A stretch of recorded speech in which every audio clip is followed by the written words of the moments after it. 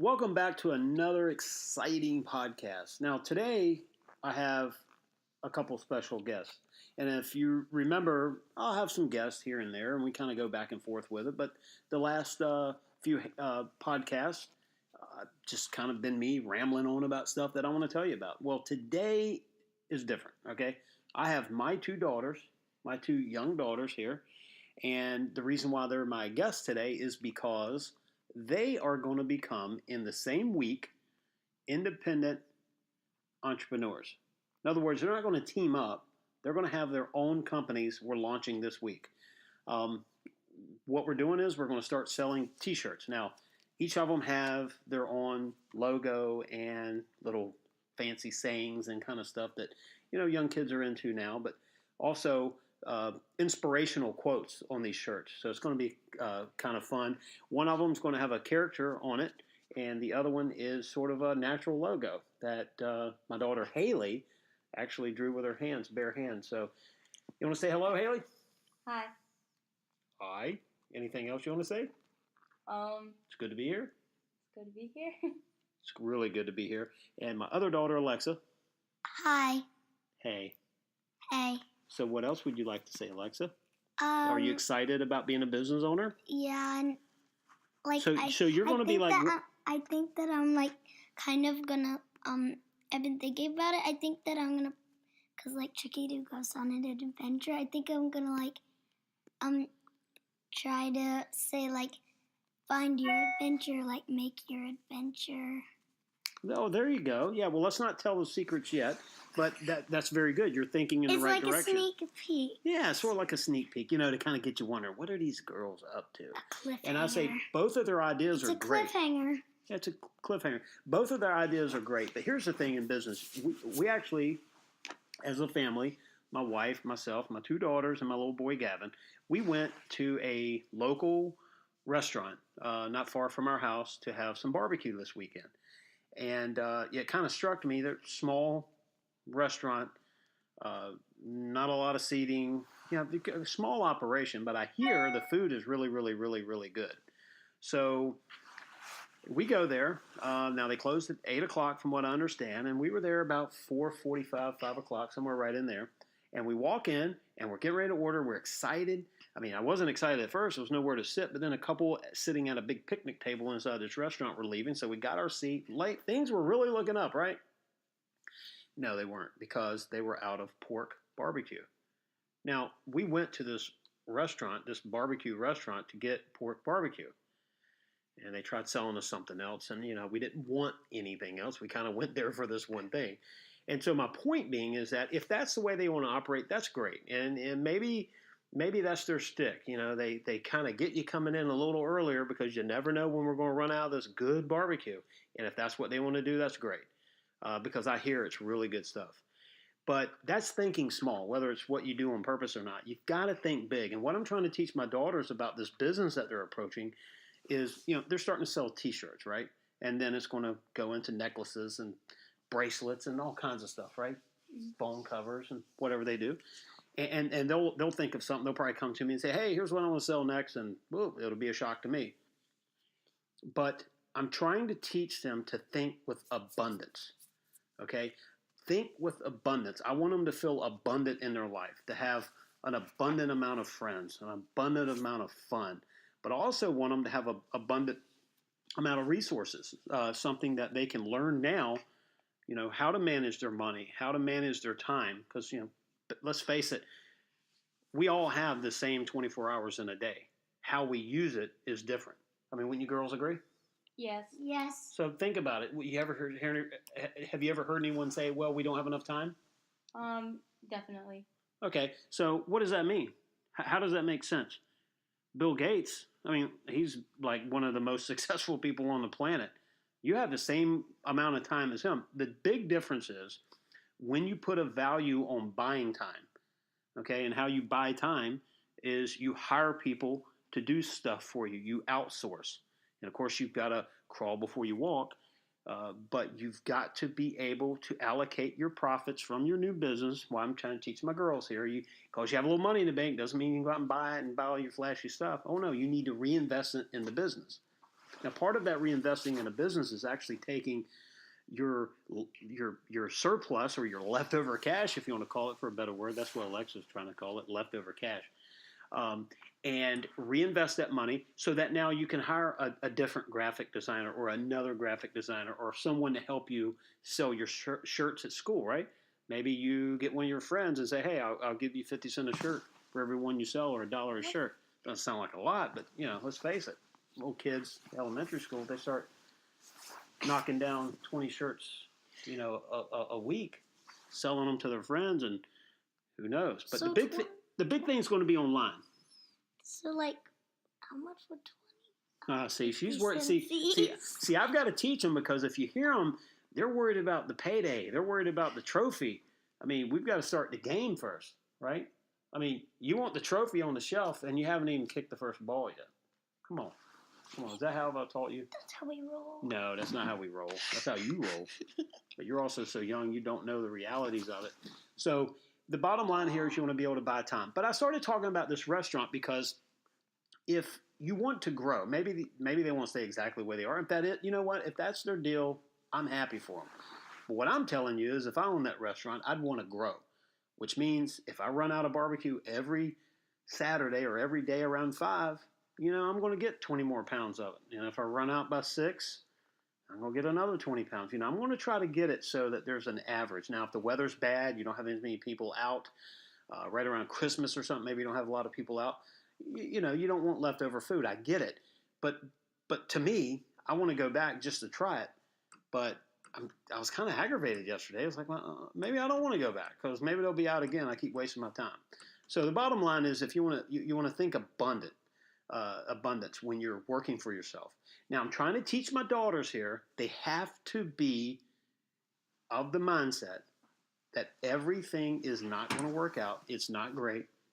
I don't want them to get this false sense of security about running their own business, that, hey, it's easy and all you have to do is say you work for yourself and the next thing you know, you're rich. That is not the case, because you're going to invest a lot of time. And if you're working for yourself right now, you get it. You're investing a lot of time. But the one thing that we have to be sure is that we don't get caught up in the weeds.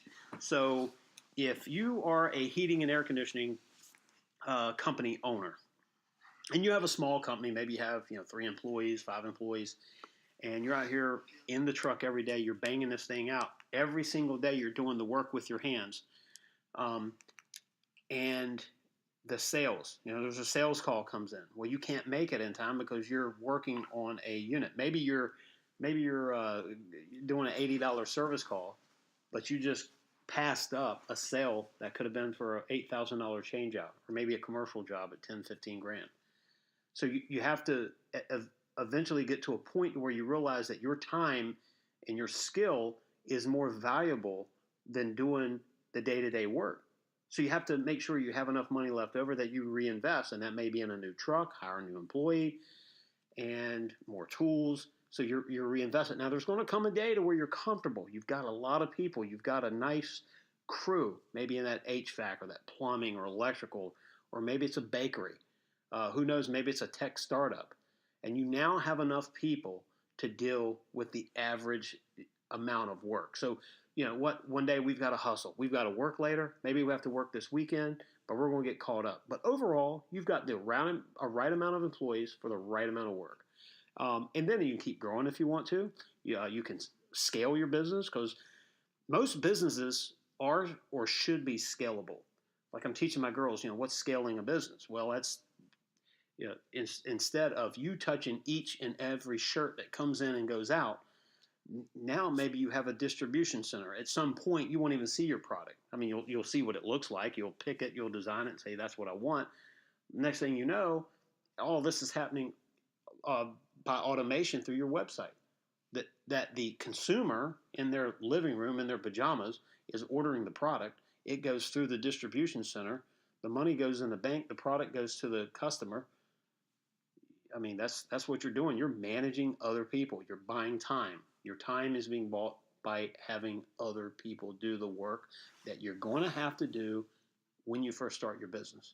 So think about reinvesting your leftover money back into your business to the point that you can hurry up and step back from the day-to-day and concentrate on the macro.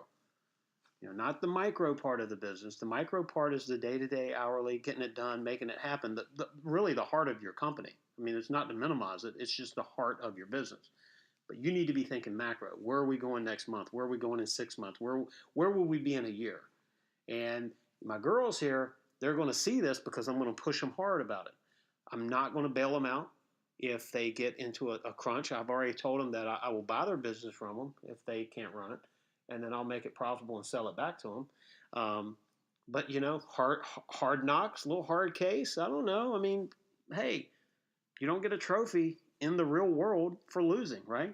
So my girls are going to learn early on that running your business is, it's kind of crazy when you think about why would you subject yourself to all this pressure and this, these tight timelines and all the chaos. Well, you do it because you care.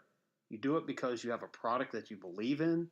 You do it because that's it's who you are. It's in your DNA. It's part of who, you would rather not, you link more pain to hitting a time clock for someone else than you do the stresses of working for yourself. And that's basically where most entrepreneurs are. The good news is that a lot of us will succeed. And I'm going to teach my girls that success is in direct proportion to the amount of energy, thought, prep, and planning that you put into your business. I mean, it truly is. If you're selling a gadget that no one wants, you need to close shop and start something else. But if you're selling a product that people want or need or both, then it's about the management, it's about the vision of your company and your strategies. And of course, all of that is marketing, because if no one knows your product exists or knows where to buy it, they're not, let's face it, you're not going to sell anything. I mean, you girls know that, right? Yeah, definitely. All right, so we're getting ready to stop. So what do you think? Are you getting excited or scared?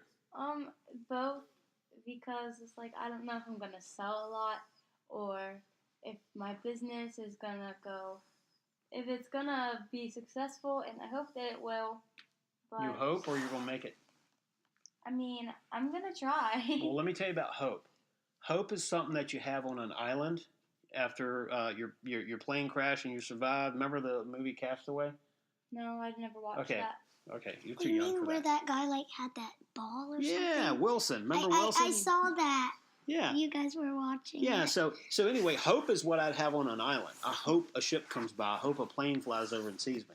But in business, you don't need hope. You need strategy. You need determination. I have this. What is this? A little foam ball. It looks like Earth. Yeah. It's a little globe. Fits in the palm of your hand like a little ball. Now tell the girls, basically this is the way it is with the internet. We know the internet's powerful. We know we can be in another country in 2 seconds. We get it. But do we really understand the importance of your phone? That your phone's not necessarily a toy, it's a tool. And in this economy in 2017, that phone that each of you are holding right now is one of the most important tools you'll ever have in running your business. Because this links you to your website. It links you to your social media pages that you'll have with your business. Take it away. It's just awesome. Yeah. Now, if you clean your room, you keep your phone. So, up pressure there. Well, just like think about it, when you get a little bit older, you don't pay your bills. You don't keep your building or your house. Hey, you got to pay the mortgage, right? So remember, no trophy for no success. Anyway, Alexa wants to say something here. We'll get ready to wrap it up for today. So, like, I don't know, like. So, in my business, I think that I might sell, like, t-shirts, and maybe my next thing would be, like, pop sockets. Pop socket? Oh, I wanted to sell those.